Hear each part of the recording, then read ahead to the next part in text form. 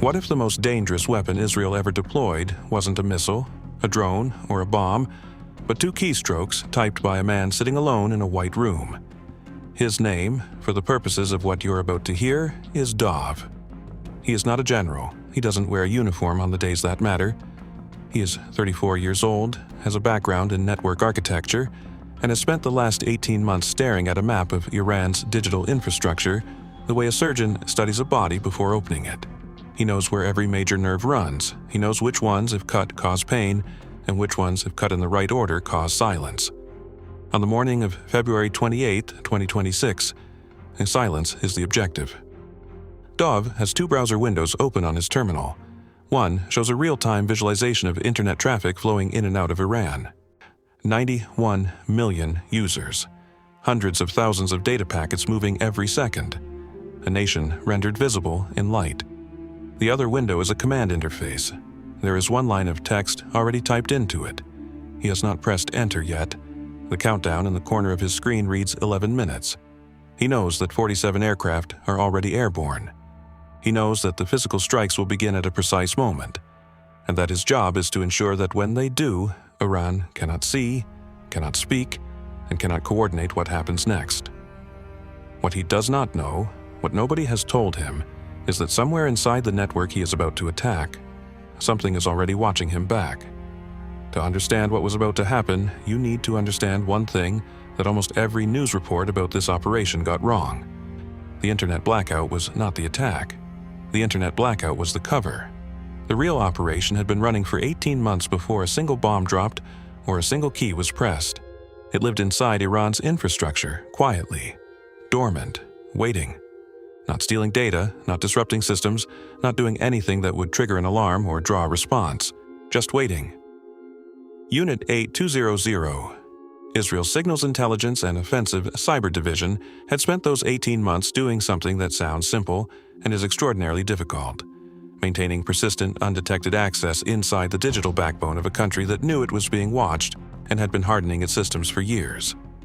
Iran had been building what it called the National Internet Network, a closed domestic intranet, separate from the global web, that could theoretically survive a foreign cyber assault. They'd been working on it for a decade. Billions of dollars, hundreds of engineers. The explicit goal was to give the regime a communication infrastructure that no outside power could touch. Unit 8200 had watched them build it. More than that, they had been inside it during the construction. When Iran's engineers brought a new routing node online in Isfahan, a dormant agent was already sitting inside the firmware. When a server cluster in Mossad was patched and upgraded, Israeli analysts were reading the patch notes in real time. This kind of access is called pre-positioning, and it is not a hack, it is an occupation. 3 times in the 18 months prior to the operation, that occupation nearly collapsed. Twice, Dov was part of the recovery team. A compromised credential here, an anomalous traffic pattern there, the kind of near misses that intelligence officers describe as the normal cost of long-term access. You patch the exposure. You reroute through a cleaner node. You hold your breath for 72 hours and wait to see if the Iranians noticed. The third near miss was different. A routing node in Mossad had exhibited unusual behavior, the kind of signal that, in Dov's experience, meant either a system fault or an exposure. He flagged it internally. He wrote up a detailed anomaly report and submitted it through proper channels. The response came back within 6 hours. The node had been secured. The situation had been handled.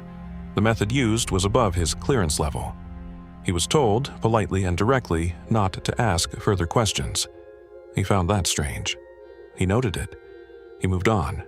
He would think about that note again in approximately 4 hours, and by then, it would be too late to matter. The operation was structured in 3 layers, designed to fire in precise sequence in the minutes following the first kinetic impact. Layer 1 was the communications blackout. A DDoS assault so large it would overwhelm Iran's main carrier and create the appearance of chaotic, opportunistic attack, the kind that looks like hacktivists, not a state. This was deliberate. The noise would pull Iran's cyber defenders toward the surface while layers 2 and 3 worked underneath. Layer 2 was the media decapitation, not a blunt instrument, a surgical one. Iran's state news infrastructure, IRNA, Tasnim, the broadcasting arms of the IRGC, had been prepositioned for entry, not just to take them offline, to turn them, to use Iran's own information channels to broadcast the opposite of what the regime needed its people to hear in the first hours of a war. Layer 3 was the one Dov was least briefed on. He knew it existed. He knew it involved Iran's power distribution and aviation infrastructure.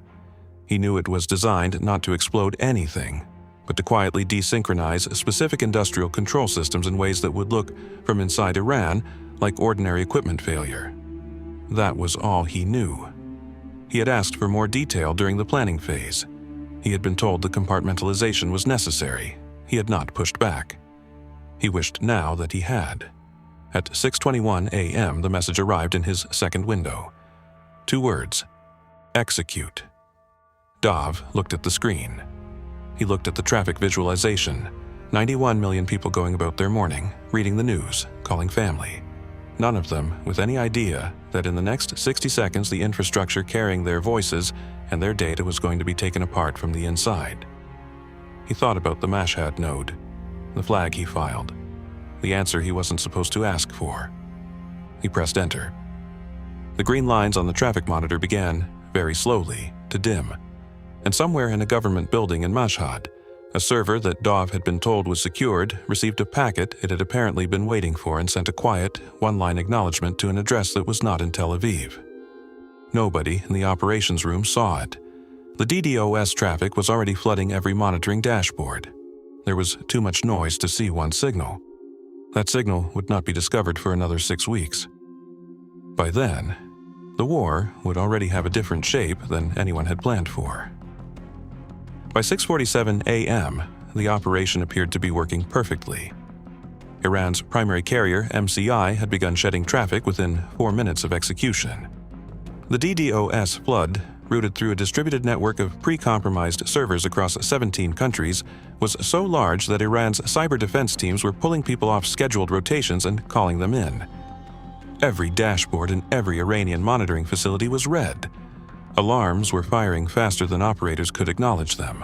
This was exactly what Layer 1 was supposed to produce. Noise, chaos. Eyes pointed at the ceiling while the floor was being cut out. At 6:51 a.m., Layer 2 fired. IRNA, the Islamic Republic News Agency, Iran's official state voice, went dark 11 seconds after the payload reached its back-end authentication servers. Not slow, not gradual. One moment it was publishing. The next, every editorial terminal in the building was locked. Every publishing credential had been wiped simultaneously. The staff could log in but had nowhere to go. The infrastructure was alive. The keys to it had simply ceased to exist. Tasnim News, the IRGC's media arm, did not just go dark. For 23 minutes, its live output feeds, hardwired into government buildings, military facilities, and broadcast infrastructure across Tehran, began carrying something different. Messages, in Farsi, calling for the regime's overthrow. Anti-Khamenei text in the broadcast fonts and formatting that every official in every receiving facility would have recognized as authentic Tasnim output. In at least 2 IRGC command facilities, duty officers spent the first several minutes believing they were watching a domestic protest operation, a coup attempt being announced through state media. The possibility that this was a foreign cyber intrusion did not reach their incident logs for 16 minutes. Those 16 minutes came at a cost Iran would never formally calculate. By 7:10 a.m., internet connectivity across Iran had dropped to 4% of normal.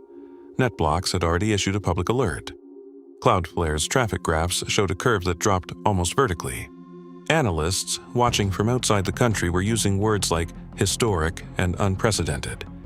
Inside the Unit 8200 operations room, Dov was not using any words. He was watching a number on his monitor that was supposed to read between 3 and 6%, a controlled corridor of residual connectivity that the operation required to stay open. The number was not in that corridor. It was at 1. He checked the feed twice. He ran a confirmation query against 3 separate measurement sources. All 3 agreed. Iran's internet was not at 4%. It was functionally dead. He flagged it immediately. The response from Tel Aviv took 4 minutes, which, in the timeline of an active operation, is a very long time. When it came, it said, "Acknowledged. Continue monitoring." That was the moment Dov understood that something had gone wrong, in a way that the operation's architects had not modeled. The internet was not being held down by the cyber attack. Israel's Layer 1 payload had done its job, and was now, in operational terms, finished. The DDoS flood was still running, but Iran's carriers had begun routing around the worst of it. Connectivity should have been recovering toward the target corridor. It wasn't recovering because Iran had done something the operations planners had assessed as unlikely in the first 90 minutes of a strike. The regime had reached for its own kill switch. Someone inside the Iranian government, a specific person, in a specific room, with a specific access code, had made a decision in real time to trigger a full national shutdown.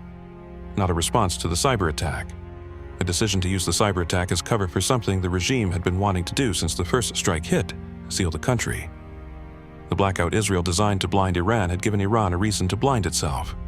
And in doing so, it had destroyed the one operational requirement that nobody in the briefings had listed as a requirement, because it seemed too obvious to state.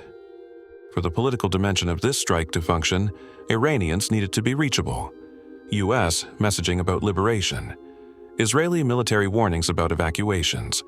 The signal to the Iranian population that this was not a war against them, it was a war against the regime that was controlling them. At 1% connectivity, none of that was reaching anyone. 91 million people had just been sealed inside a room with their government at the exact moment they most needed to see out.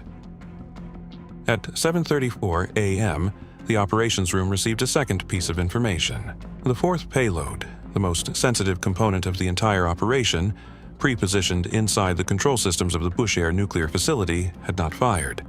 Not because it failed to deploy, because the facility had been air-gapped, physically disconnected from all external routing. The internal network Bushehr ran on had been isolated from every node it normally communicated with, including the delivery path the payload was designed to travel. The air gap had been completed at approximately 6:50 a.m., 40 minutes after the operation began.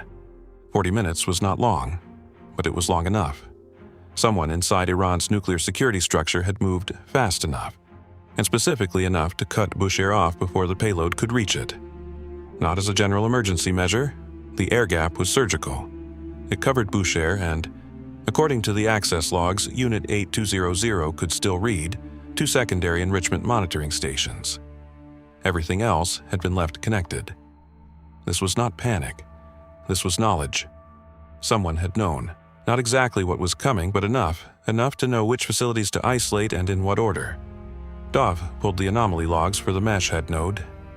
He had been told the situation was handled. He had been told the method was above his clearance level and that he should not ask further questions. He had accepted that and moved on because the operation was already in motion, and there was nothing else to do. The logs told a different story. The Mossad node had last shown unusual traffic patterns at 2:19 a.m. on February 27th, 36 hours before the strike. The traffic was not inbound from Israel. It was not outbound to any foreign address. It was domestic, internal to Iran's own national internet network. It looked, in the logs, like the node was receiving queries from inside Iran. It wasn't being watched by a foreign actor. It had been accessed by Iran. Not compromised in the way that triggers alarms, not attacked. Quietly entered from the inside through a credential that should not have existed, and used for a period of approximately 4 hours to read whatever was passing through it. What had been passing through it in the weeks before the strike was pre-operational traffic. Payload positioning confirmations, routing tests, the digital footprints of an operation being prepared. Iran had not seen the full picture. They had seen a window, a partial view of a delivery path, enough to know that something was coming through that architecture, enough to build a response around one target, the most important one, without revealing that they knew. They had let the operation proceed. They had let Layer 1 and Layer 2 run because they were useful, because a nationwide internet blackout gave the regime exactly the information control it wanted. They had absorbed the media decapitation because state media can be rebuilt in days. They had sacrificed the connective tissue of the operation because the core of what they were protecting was already safe. The fourth payload fired into a facility that had been empty of its target for 40 minutes. It landed in nothing. At 8:04 a.m., the operations room in Tel Aviv had a conversation that has never been officially confirmed, and that no one who was present has spoken about on the record. The question on the table was simple. If Iran had access to the Mossad node, if they had been watching, then what else had they seen? What other delivery paths had been read? What other payloads were now traveling toward targets that were already waiting for them? The question did not have an answer. Not yet. Possibly not for days. And the operation was still running. At 8:11 a.m., the operations room made a decision that everyone in it would later describe differently, depending on what they believed the consequences had been. They did not abort. The logic was not reckless. The logic was that aborting a live multi-domain operation, one already coordinated with active kinetic strikes, with U.S. Cyber Command running parallel tracks, with dozens of pre-positioned payloads already in motion across infrastructure that had no recall mechanism, was not a real option. You cannot unfire a payload. You cannot uncompromise a credential. The moment you pull back from an operation of this scale, you do not return to neutral. You return to a position where the adversary knows the shape of what was coming, knows the delivery paths, and has time to rebuild around everything they just watched fail. The only direction was forward. That is the logic. That is also how operations make their worst decisions. At 8:19 a.m., Dov received a tasking update. He was told to monitor the Layer 3 energy disruption payloads and confirm status on the IRGC Cyber Command communications relay, specifically whether the brownout in Tehran's northern grid segment had isolated the relay as planned. He ran the diagnostic. The relay showed no signal, no inbound, no outbound. The communications link between IRGC Cyber Command and its regional nodes was dark. He marked it confirmed and submitted the status report. That was his incorrect assumption, and he would not know it was incorrect for another 40 minutes. The relay was not dark because the brownout had knocked out the power conditioning unit. The relay was dark because IRGC Cyber Command had taken it offline manually. They had disconnected it from the external routing architecture and switched to a secondary system, a low-bandwidth radio frequency relay that Unit 8200 had no visibility into, that predated the digital infrastructure by 15 years, that ran on a frequency allocation so old it wasn't in the active monitoring profile.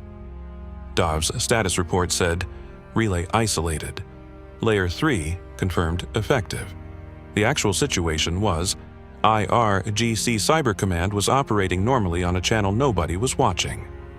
At 8:33 a.m., the first false start. Layer 3's secondary payload, the one targeting aviation infrastructure at Mehrabad and Imam Khomeini International, had been set to fire automatically following confirmation of the relay isolation. It fired on schedule, reached the routing node it was designed to enter, and was blocked. Not by a firewall, not by a human operator, by a certificate error.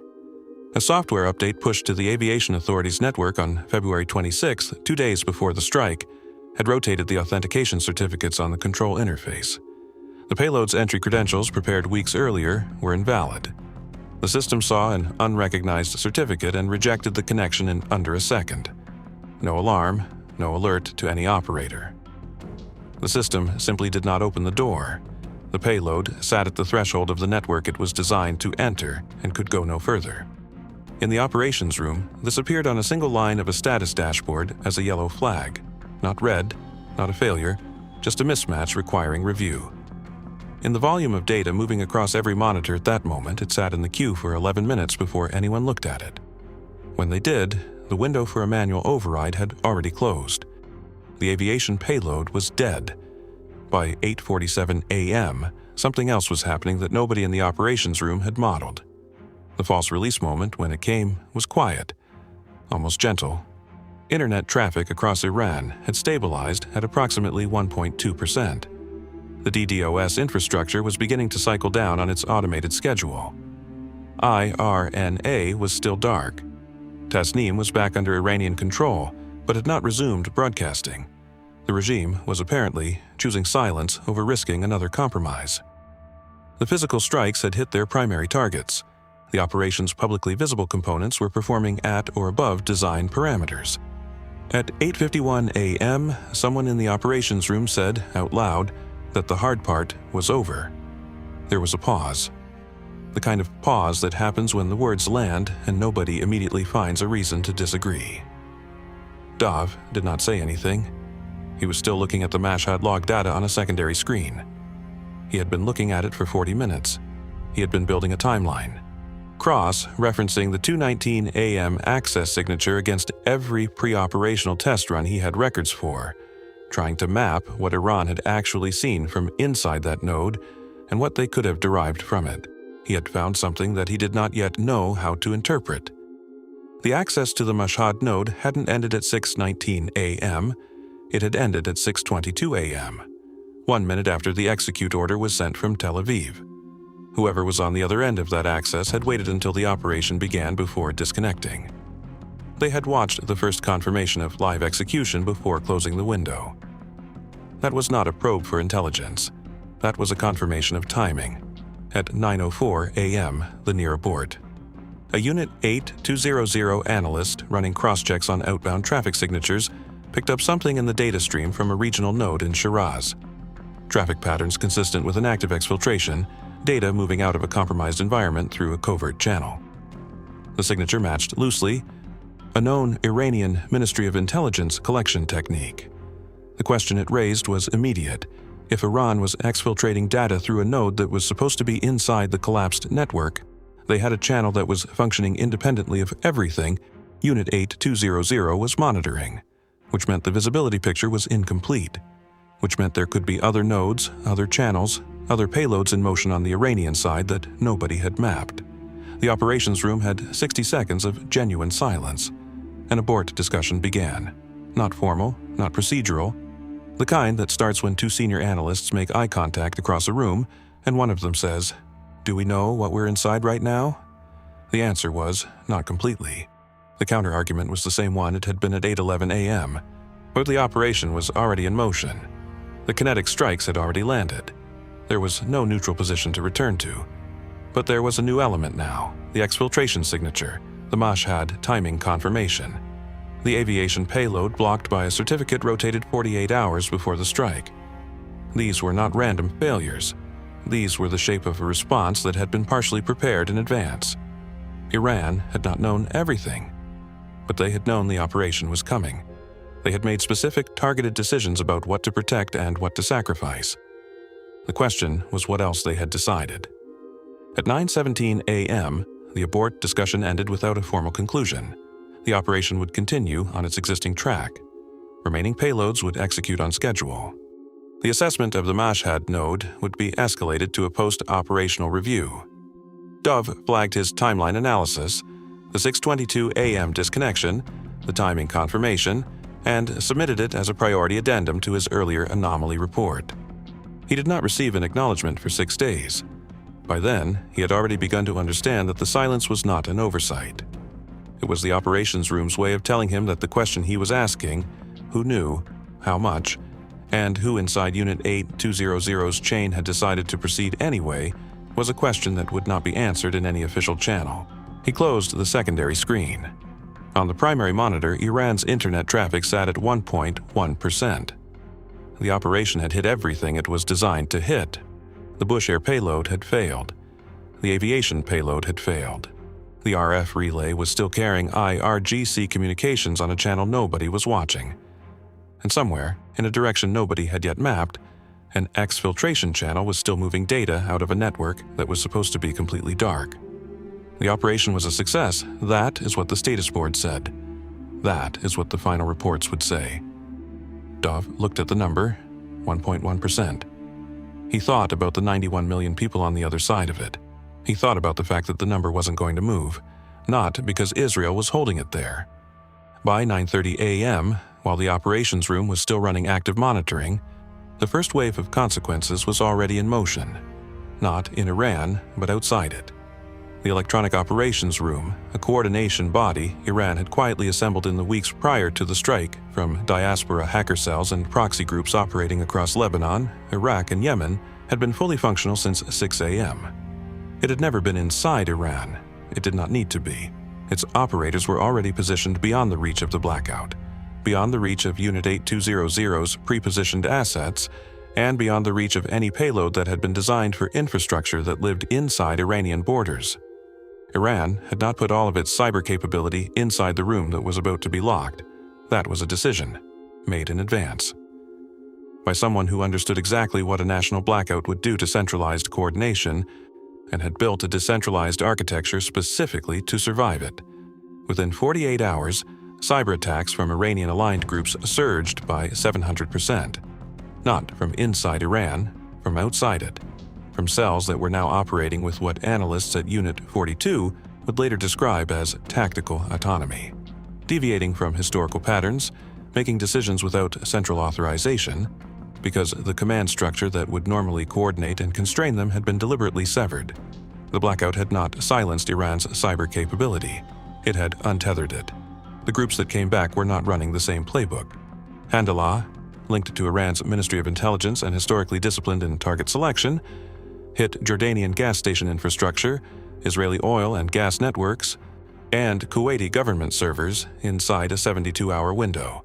The FAD team claimed access to Israeli SCADA systems and published what appeared to be pipeline schematics and process automation dashboards. A group calling itself Cyber Islamic Resistance ran wiper attacks, not data theft, not ransomware, but total erasure, against military suppliers with US and Israeli contracts. Wiper attacks are a specific choice. They do not generate intelligence. They do not produce leverage. They are a message we are no longer trying to gain an advantage. We are trying to cause damage for its own sake. This was the cost of tactical autonomy. Without coordination, the cells were not calibrating. They were retaliating. And retaliation without coordination is not a strategy. It is a condition. The cyber environment in the region had been stable in a specific way before February 28th, adversarial but bounded, governed by shared understandings about what kind of attacks would trigger what kind of responses. That stability had existed because both sides had command structures capable of making those calculations and enforcing them.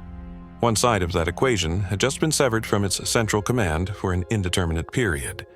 In Tel Aviv, the post-operational assessments began arriving in the second week of March. They were, in the language of formal intelligence evaluation, positive. Primary targets hit. IRGC communications degraded during the critical window. Media infrastructure neutralized.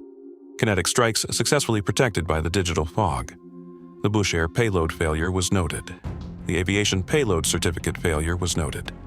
Both were categorized under operational friction, the expected gap between planning and execution in a complex multi-domain environment. The Mossad node anomaly was also noted. It was categorized in the formal assessment as a probable Iranian passive collection operation of limited scope and uncertain exploitation, meaning Iran may have seen something, but we assess they did not see enough to materially compromise the operation. Dov read that line 3 times. He had submitted his timeline analysis, the 6:22 a.m. disconnection, the timing confirmation, the evidence that whoever was watching the Mossad node had waited until the execute order was sent before closing the window as a priority addendum 6 days earlier. The formal assessment did not reference it. He did not know whether this meant it had been reviewed and discounted, or reviewed and classified above the level of the document he was reading, or not reviewed at all. He requested a meeting with his section chief to discuss the assessment's treatment of the Mossad anomaly. The meeting was scheduled, then rescheduled, then converted to a written query submission. He submitted the written query. He received a response 11 days later, informing him that the matter had been reviewed by the relevant authority and would be addressed in the appropriate internal channel. That was the last communication he received on the subject. On March 10th, Israel conducted an airstrike on a building in Tehran belonging to Sahab Pardaz, a private company contracted to operate Iran's internet kill switch mechanism. The building was empty. No casualties. The strike was not designed to destroy the kill switch. It was a signal, a public, visible acknowledgement that Israel had known, for some time, exactly who was holding the mechanism that had sealed 91 million people inside a digital room. It had chosen not to act on that knowledge until the blackout had already served its purpose. This is the detail that does not fit cleanly into any success narrative. If Israel knew about Sahab Pardaz before February 28th, and the precision of the March 10th strike strongly suggests it did, then, at some point in the planning of Operation Roaring Lion, someone made a calculation. A calculation that the kill switch mechanism was more valuable left intact during the operation than destroyed before it. That Iran using its own kill switch was an acceptable outcome, possibly even a useful one.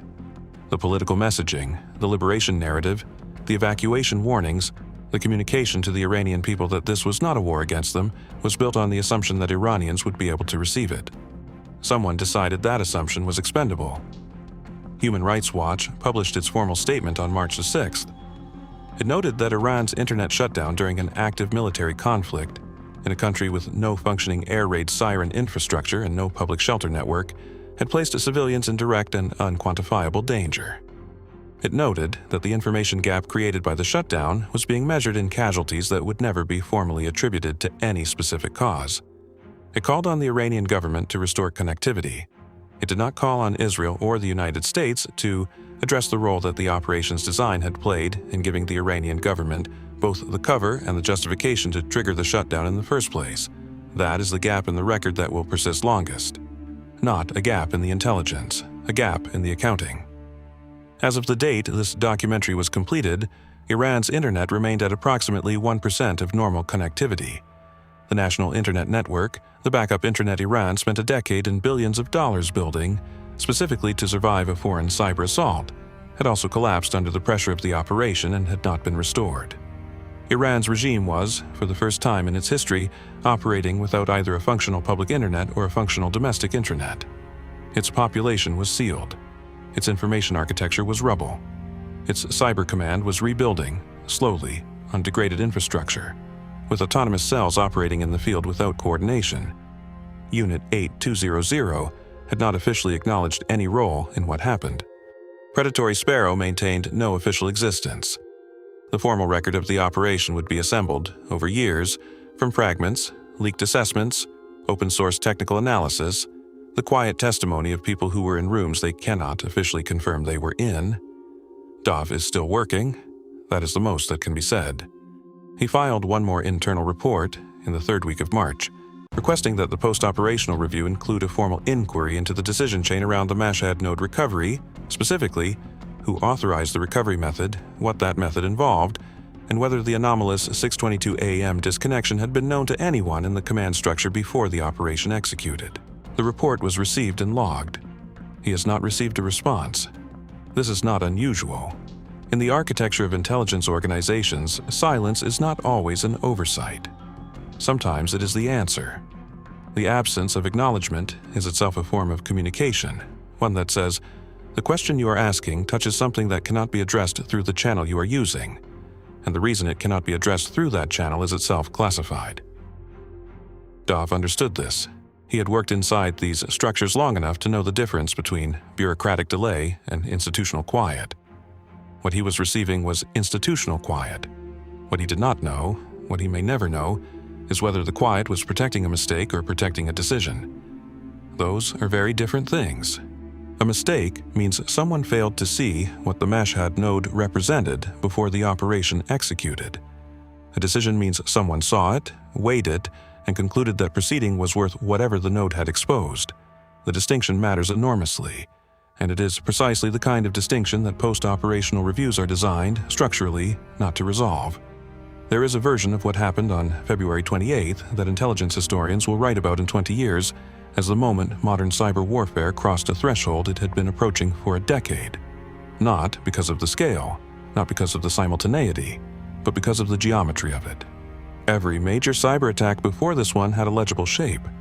Stuxnet targeted one facility, one process, one type of centrifuge. The 2007 attacks on Estonia targeted websites and banking infrastructure. Even the most sophisticated pre-positioning campaigns in history had been designed around a specific objective with a defined perimeter. What happened on February 28th had no perimeter. It was designed to occupy the entire information environment of a nation-state, not to steal from it, not to surveil it, but to temporarily cease its ability to function as a connected society. To make 91 million people invisible to the world, and the world invisible to them, for as long as the operational window required. That is not a hack, that is a new category of action, and it does not have an established legal framework, an agreed deterrence doctrine, or a clear line between combatant and civilian consequence. Every nation with the capability to conduct an operation of this kind is now studying what happened, not to condemn it, to replicate it. The civilians are the part of this story that the operational language has no good container for. When a missile hits a building, the civilian cost is visible. It is documented, photographed, reported, contested, and eventually entered into some form of record, however incomplete, however disputed. The accountability chain is imperfect, but it exists. When 91 million people are cut off from evacuation warnings, medical information, communication with family in other cities, access to banking systems, and the basic ability to understand what is happening to their country, that cost does not enter any record in the same way. There is no body. There is no impact site. There is only an absence, and absence does not photograph well. Human Rights Watch documented it. Amnesty International flagged it. The UN Special Rapporteur on Freedom of Expression issued a statement. These statements exist in the record and will continue to exist there. They have not changed anything. They have not produced a legal finding, a reparation mechanism, a modification of operational doctrine, or a single public acknowledgement from any of the parties involved that civilian digital access during wartime constitutes something that must be protected rather than weaponized. That gap in the legal and moral framework is not an accident. It is the operational space that makes operations like this one possible. On March 14th, 16 days after the strike, an Iranian engineer named Reza, working from a server facility in Dubai that he had relocated to 3 months earlier, anticipating exactly what happened, published a technical breakdown of how the brownout in Tehran's northern grid segment had been achieved. He had worked inside the NIN's power distribution architecture for 4 years. He recognized the signature. His analysis was read by 40,000 people in the first 24 hours. It was shared by cybersecurity researchers, policy analysts, and journalists across 12 countries. It named the specific industrial control system vulnerability that had been exploited. It described, in technical terms accessible to any competent network engineer, the method by which a logic controller desynchronization of this kind could be replicated against similar infrastructure elsewhere in the world. The knowledge of how it was done is now public. The legal question of whether it should have been done remains formally unasked by any body with the authority to answer it. The most effective operations are the ones that are never fully understood by the enemy or by the people who ran them. What happened on February 28th worked. It also broke something about the way the region's digital infrastructure had been held in a specific kind of tension for a specific number of years. A tension maintained not by goodwill, but by mutual uncertainty, by the fact that neither side knew exactly how far the other's reach extended, and that uncertainty had functioned as a kind of restraint. That uncertainty is gone now. Both sides have seen what the other can do. The Iranians know the shape of Unit 8200's pre-positioning architecture because they watched part of it being built. Unit 8200 knows that Iran can air-gap a nuclear facility in 40 minutes and activate a kill switch on a national population inside 90. When both sides lose the uncertainty, what remains is not stability. What remains is a calculation, cold, precise, and continuous, about what the other side will do next and how fast. That is not deterrence. That is a countdown. That tension is gone. What replaces it has not yet taken shape. That is not a conclusion. That is where the story actually is. This is hidden ops. No summaries, no verdicts, just the parts of the record that the official record leaves out, the decisions that post-operational reviews are designed not to resolve, and the questions filed in good faith by people who were in the room and have not received a response. Subscribe. The next operation is already in someone's terminal, waiting for 2 keystrokes and a countdown. And somewhere, in a building that does not appear on any organizational chart, someone is watching a number on a screen that is not moving. They have not decided yet what to do about it.